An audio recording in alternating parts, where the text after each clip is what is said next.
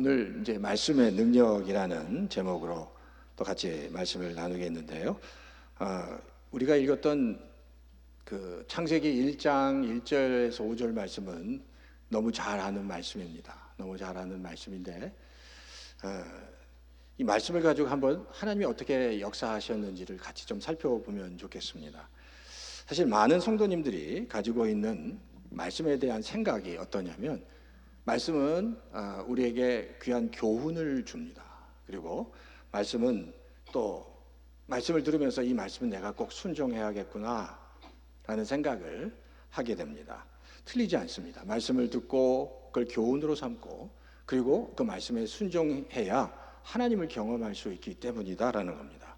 그런데 중요한 건 하나님의 말씀 안에는 그런 교훈과 순종해야 할 것들도 중요하지만, 하나님의 말씀 안에는 그런 교훈과 가르치고 순종해야 될 것뿐만 아니라 본질적으로 하나님의 말씀은 그 말씀 안에 하나님의 능력, 하나님, 그리고 하나님 그 본질, 그리고 하나님의 생명이 그 말씀 안에 있다라는 겁니다.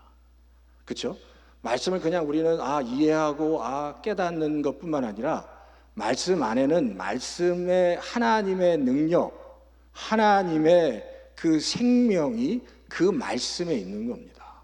그러니까 말씀을 읽으면서 말씀을 그냥 머리로 이해하는 게 아니라 말씀의 능력이 우리 안으로 이렇게 믿음을 통해서로 들어올 때 하나님의 역사를 말씀을 통해서 경험할 수 있다는 겁니다. 그러니까 우리가 예수님께서 말씀을 전하시는 걸 가만히 보면 예수님이 하나님의 나라에 대해서도 설명을 많이 하셨어요. 비유를 통해서도 많이 하시고 씨 뿌리는 비유든지 또 여러 가지 비유를 통해서 말씀을 많이 하셨는데, 예수님께서 하신 말씀은 그런 비유적으로 설명하는 말씀뿐만 아니라 직관적인 말씀. 뭐라고 말씀하시냐면 내가 생명의 떡이다 라고 말씀하십니다. 요한복음 6장 35절에 보면 예수님께서 이렇게 나는 생명의 떡이니 내게 오는 자는 결코 줄이지 않는다라고, 그냥 나는 생명의 떡이야 라는 그 말. 그건 사실 내가 떡이라는 얘기는 뭐예요? 나를 먹으라는 얘기거든요. 뭐 설명하지 않고 나는 떡이야. 떡하면 우리는 다 알잖아요. 그러니까 나는 떡이야. 그러니까 나를 먹어야 돼 라고 말씀하시는 겁니다. 뿐만 아니라 51절, 6장 51절에 보면 또 하늘에서 내려온 살아있는 떡이다. 좀 더 구체적이죠. 살아있는 떡이다 말씀하세요. 직관적으로 뭔가 하나님께서 예수님이 이렇게 말씀하십니다. 뿐만 아니라 요한복음 4장 10절에 보면 그 여인을 만나서 정말 그 은혜를 갈구하는 여인을 만나서 이렇게 얘기합니다. 너가 나에게 정말 생수를 구했다면 내가 너에게 생수를 줄 수 있다. 내가 너에게 생수를 줄 수 있는 하나님이다라고 말씀하는 거예요. 그게 나는 생명수가 된다는 거예요. 생수를 줄 수 있는, 나를 만나게 되면 너희가 가장 갈증하는 그 생수, 영원히 목마르지 않은 생수를 줄 수 있는 존재라는 겁니다. 그러니까 말씀을 우리가 볼 때 그냥 이해하고 깨닫는 게 아니라 말씀은 그 자체로 하나님의 능력이다. 하나님의 생명이고 하나님의 파워가 그 말씀 안에 있다는 걸 우리가 알아야 된다는 겁니다. 자, 그럼 보세요. 오늘 이제 그러니까 우리가 말씀을 읽을 때 말씀 안에는 그런 능력이 있다는 것을 우리가 이제 자꾸만 믿음으로 받아들이고 이제 살아갈 때 더 큰 하나님의 역사를 경험하게 되는데, 오늘 우리가 처음 읽었던 창세기 1장 1절에 보면 뭐라고 말씀하고 있죠? 태초에 하나님이 천지를 창조하셨다라고 말씀하세요. 태초에 하나님이 천지를 창조하시니라 라고 말씀하고 있습니다. 근데 여기서 우리가 질문을 하나 던질 수 있습니다. 첫 번째 질문, 그러면 도대체 하나님이 태초에 천지를, 그리고 3절에 보면 그 빛을 무엇으로 창조하셨냐는 거죠. 무엇으로 창조하셨죠? 하나님의 말씀으로 창조하셨다는 거예요. 그러니까 그냥 말씀이라는 건 우리가 지금까지 그냥 교훈으로 순종하는 것이 아니라 사실 말씀의 본질은 그 말씀으로, 말씀의 능력이 있기 때문에 그 말씀으로 다 모든 것들을 천지와 그리고 3절에 나오는 그 빛조차 하나님께서 말씀으로 창조하셨다. 그러니까 여기서 이 창세기 1장 1절에서 5절의 말씀을 통해서 말씀 그 자체에는 하나님의 능력이 있고 생명이 있구나라는 것을 우리가 알 수 있는 거죠. 그리고 하나님의 자녀는 그 생명과 능력의 말씀을 취해야 한다는 겁니다. 머리로 이해하는 게 아니라 그 말씀을 내가 음식을 먹듯이 취하는 영적인 프로세싱을 할 때, 우리가 이 땅에서 신앙생활할 때 파워풀하게 신앙생활할 수 있다라는 거예요. 자, 그러면 하나님이 이 천하 만물을 말씀으로 창조하시고 특별히 하나님의 빛도 말씀으로 창조하셨어요. 그러니까 하나님이 이르시되 빛이 있으라 하시니 빛이 있었어. 이르시되, 말씀하시되 빛이 생긴 거예요. 그러니까 말씀하시니까. 자, 그럼 보세요. 창세기 1장에서 1장 3절 5절에서 빛이 있으라 하고 말씀하시되 빛이 생겼고, 그 빛이 그 어두움과, 하나님 말씀하신 그 빛이 어두움과 그 빛과 어두움을 나누사 그 빛을 낮이라 부르시고 어둠을 밤이라 부르셨다, 이렇게 말씀하세요. 자, 그러면 여기서 1장 3절에 가만히 보면 하나님께서 그 빛을 창조하셨는데 도대체 그 빛이 어떤 빛이냐는 거예요. 우리가 너무 많이 읽었지만, 자, 하나님께서 창조하신 그 1장 특히 3절에서 빛이 있으라고 했을 때 빛이 생겼어요. 그래서 그 빛으로 밤과 낮이 나누어졌는데, 그 하나님께서 창조하신 그 빛이 우리가 지금 경험하고 깨닫는 빛과 어떤 차이가 있습니까? 똑같습니까? 어떤 차이가 있죠? 우리가 지금 경험하고 있는 지금 이 빛과 하나님께서 말씀하셔서 창조하신 그 빛 사이는 어떤 차이가 있습니까? 같나요? 다른가요? 같아요? 달라요? 왔다 갔다 다르다 왔다 다르죠. 왜 다르죠? 지금 우리가 경험하는 빛은 무슨 빛이죠? 태양빛이요. 태양빛. 근데 우리가 창세기 1장에 보면 우리가 경험하는 것, 이 밝게 하는 모든, 이 온 세상을 밝게 하는 모든 빛은 태양빛인데, 자, 창세기 1장에 지금 1장 3절에 하나님께서 태양을 창조하시고 그 태양으로부터 빛이 있으라 하신 건가요? 그렇지 않거든요. 그냥 태양은 넷째 날 창조하신 거예요. 그러면 지금 이 첫째 날, 이 지금 빛을 창조하실 때, 이 지금 빛을 창조하실 때는 태양이 없었다는 거예요. 그러니까 그 우리가 알아야 돼요. 그러니까 지금 빛이 있으라 하셨을 때, 그것으로 밤과 낮을 나눴을 때 그 빛은 태양으로부터 나오는 빛이냐, 또 다른 근원으로부터 나오는 빛이다라는 거예요. 또 다른 근원. 그러면 그 빛의 근원이 어디냐는 거예요. 그 빛이 어디입니까? 그 빛이 하나님이에요. 하나님. 그 빛은 하나님으로부터 나온 빛이었. 그 빛의 근원이 하나님이 그 빛을 발하셨다는 거예요. 태양이 빛을 비치기 전에 이미 밤과 낮을 낮추는데 하나님께서 그 빛을 비추셨다는 겁니다. 그러니까 그 빛은 우리가 생각하는 근원적인 빛, 태양으로부터 오는 빛과 근본적으로 다르다라는 겁니다. 자, 그러면 그 빛이 넷째 날 하나님이 태양을 창조하신 후에 그러면 그 빛이 사라졌을까라는 거예요. 하나님이 태양을 창조하신 후에 태양으로부터 빛이 임하고 낮과 밤이 또 이제 정해지고 그러면서, 그러면 그 1장 3절에 창조하신 그 빛이 사라졌겠습니까? 어떻겠습니까? 사라지지 않고 여전히 그 하나님의 빛은 비추고 있다는 거예요. 근데 우리가 지금 태양빛을 경험하다 보니까 그 빛을 잠깐만 잊어버리고 있는데, 사실 그 태양빛보다 더 강력한 빛, 더 영적인 빛, 그리고 이 땅의 어떤 영적인 어둠까지도 다 몰아낼 수 있는 가장 강력한 빛이 지금도 비춰지고 있다는 거예요. 그 빛은, 그 하나님의 빛은 우리가 믿음을 통해서, 믿음을 가지고 그 빛을 하나님께 구하고 하나님께 나가는 자에게 그 빛을 지금도 비춰주신다는 거예요.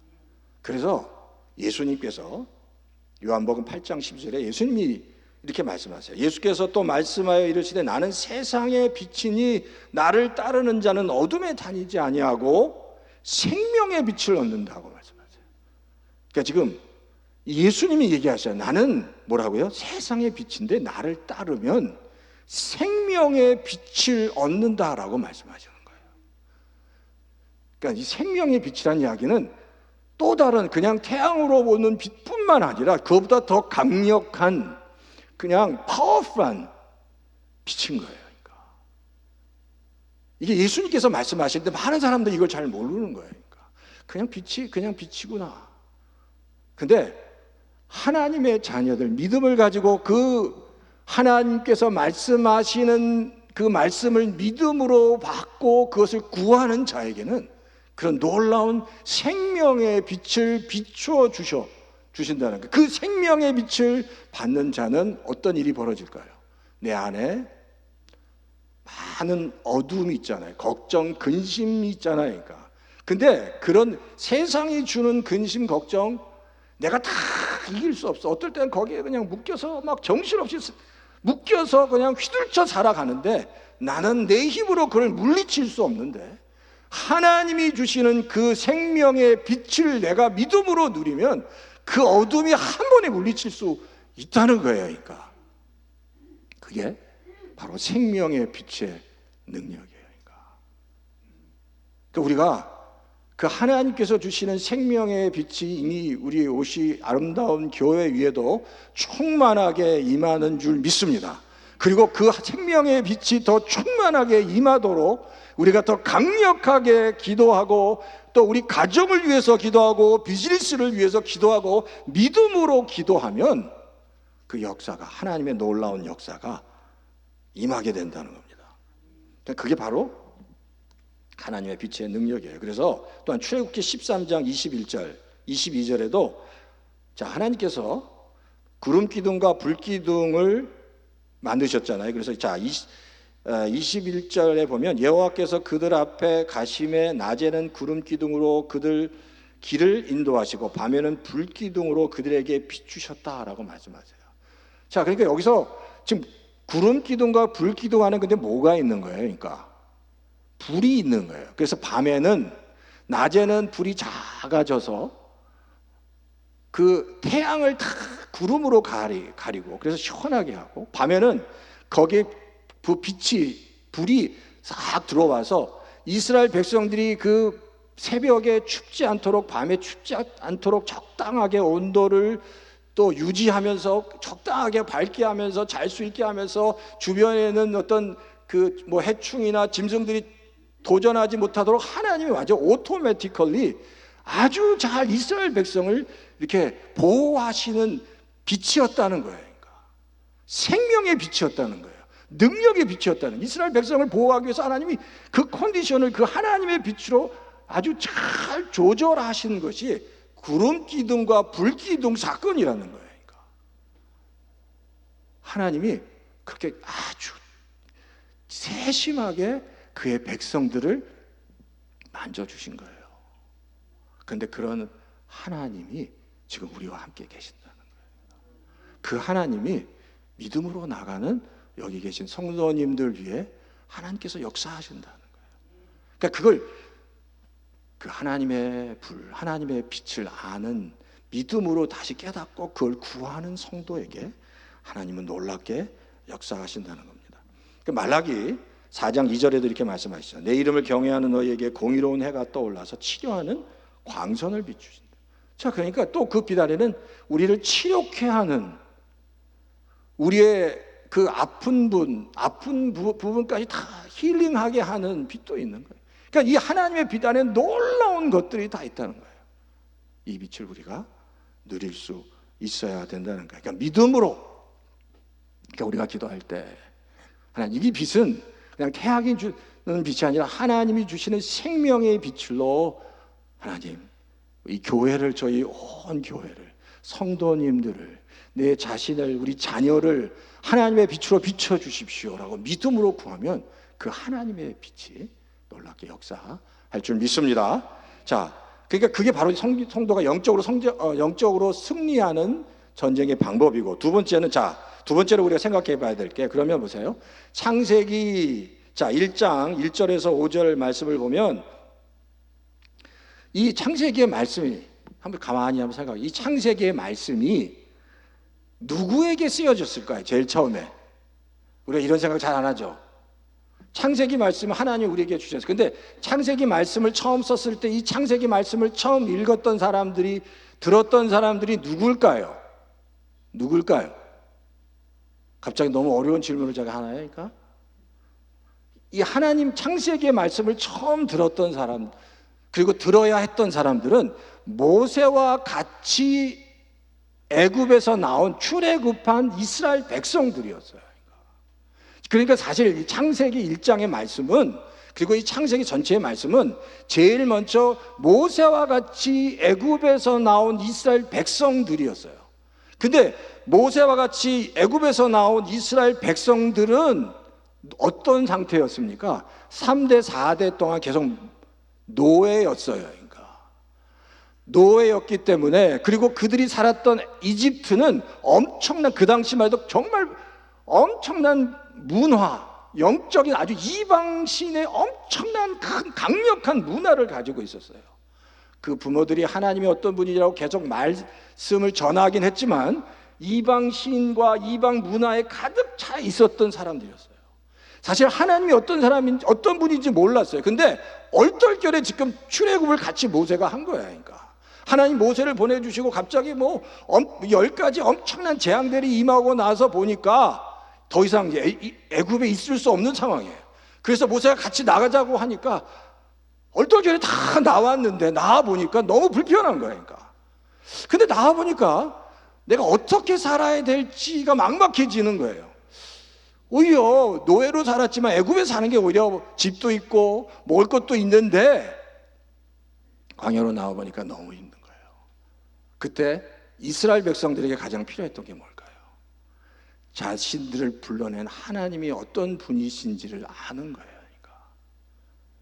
그래서 하나님이 창세기 1장 1절에 특히 이 3절에 보면 하나님이 빛을 창조하셨다고 그러고 14절에 보면 태양을 창조하셨다고 하는데, 이 애굽에서 애굽에는 정말 많은 신들이 있었는데 그 신들 중에 가장 강력한 신이 뭐냐면 태양신이야. 태양신인데 지금 이 말씀을 보니까 하나님이 빛을 창조하시고 태양조차 하나님이 하셨다는 거예요. 너희들이 정말 그 찬란한 이집트 문화에서 가장 핵심이 되고 가장 강력한 태양신조차 하나님이 창조하셨다고 말씀하시고, 그러니까 지금 하나님께서 모세를 통해서 지금 너희가 지금까지 살아왔던 이집트라는 나라가 정말 대단한 나라 같지만 그 나라에서 가장 정말 파워풀한 신조차 내가 창조한 피조물에 불과하다라고 말씀하시는 거예요. 그러면서 이제 세상을 바라보는 게 아니라 하나님이 나를 바라보라는 거예요. 그 이야기를 나를 바라보라고 말씀하시는, 너희가 생각하는 이집트 어떤 문명보다 더 강력한 그 영적인 힘, 그 가장 강력한 신이 바로 나라고 말씀하시는 거예요. 근데 이스라엘 백성들이 어때요? 얘기를 해도 또 안 믿고 또 불순종하고 또 넘어지고. 어떻게 보면 이 땅을 사랑하는 우리랑 똑같아. 하나님이 그렇게 말씀을 해도, 내가 그렇게 정말 전능하신 하나님이기 때문에 나를 믿기만 하고 나를 따라오기만 하면 되는데 따라가지도 않고 내 생각대로 살아간다니까. 그러니까 또 넘어지는 거예요. 또 넘어지고. 우리가 이 땅을 살아가면서 그래요. 오늘 본문 말씀을 통해서도 하나님이 말씀하시는 거예요. 나를 바라보라. 하나님께 맡기고 하나님과 같이 가기만 하면, 나의 이름을 부르고 나를 따르기만 하면, 우리 오스의 아름다운 교회도 마찬가지예요. 제일 중요해. 지금 조금씩 더 교회가 아름답게 부흥한다는 말씀을 제가 이 목사님한테 듣는데, 정말 우리가 한 마음이 되어서 하나님을 바라보고 하나님이 하시면 됩니다, 하나님께서 하시면 됩니다 라는 믿음을 가지고, 하나님이 하시면 이 교회가 더 아름답게 세워질 것이고, 하나님께서 하나님을 바라보고 하나님을 향해 내가 나간다면 나와 우리 가정과 우리 자녀들 위해 하나님의 놀라운 역사가 일어날 줄 믿습니다 라고 믿고 나가는 하나님의 자녀는 반드시 하나님께서 놀랍게 역사하시고 축복해 주신다는 겁니다. 그 믿음을 갖고 나가는 하나님의 자녀에게 하나님께서 축복하시는 거예요. 그래서 끝까지 모세를 통해서 말씀, 하나님을 너희를 바라보지 말고 하나님을 바라보라는 거예요. 하나님 바라보고 나가면, 그리고 하나님 믿음으로 하나님 붙잡고 나가면 하나님께서 하실 것이다 라고 믿고 하나님께 나가는 하나님의 자녀에게 하나님께서 놀랍게 역사하시겠다는 거예요. 자, 우리가 이 땅을 살아가면서 자꾸만 잊어먹어요. 세상 권세가 너무 파워풀하니까, 애굽처럼 너무 파워풀하니까. 거기에 살다 보면, 일주일 동안 그 세상에 살다 보면 하나님을 잊어버릴 때가 너무 많아요. 근데 다시 한번 이스라엘 백성 똑같아요. 그래서 모세를 통해서 계속 말씀하시는 거예요. 모세를 통해서 눈에 보여준 거예요. 이스라엘 백성들이 가지고 있는 태양신에 대한 이 힘이 너무나도 크기 때문에 하나님이 직접 그 10가지 재앙 중에서 아홉 번 재앙이 뭔지 아세요? 흑암을 주는 재앙이었어요. 그들이 태양을 그렇게 아주 강력하게 숭배했는데 하나님이 그 이집트를 다 캄캄하게 하시니까 사람들이 움직일 수도 없을 정도로 캄캄하게 만드셨다고 말씀하세요. 근데 이 출애굽기 10장 21절 22절에 보면 놀라운 건, 이집트 사람들은 캄캄해서 절대로 움직이지도 못하는데 이스라엘 백성들에게는 빛을 주셨어요. 빛을 주셨어요. 이게 하나님의 방법이에요. 하나님을 믿고 나가는 자에게 하나님이 역사하십니다. 옷이 아름다운 교회, 하나님께서 정말 사랑하는 교회고, 그리고 이 성도님들을 통해서 하나님은 정말 놀라운 일들을 하실 겁니다. 중요한 건 믿음만 있으면 돼요.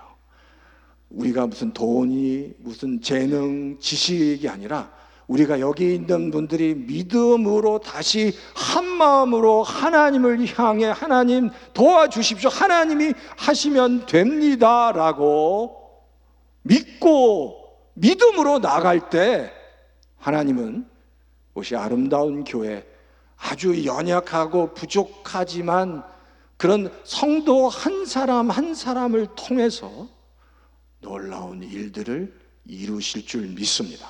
앞으로 그런 일들이 놀랍게 일어날 줄 믿습니다. 그 믿음으로 다 같이 주님을 향해, 하나님을 향해 나가시는 우리 모든 성도님 다 되시기를 주의 이름으로 축원합니다.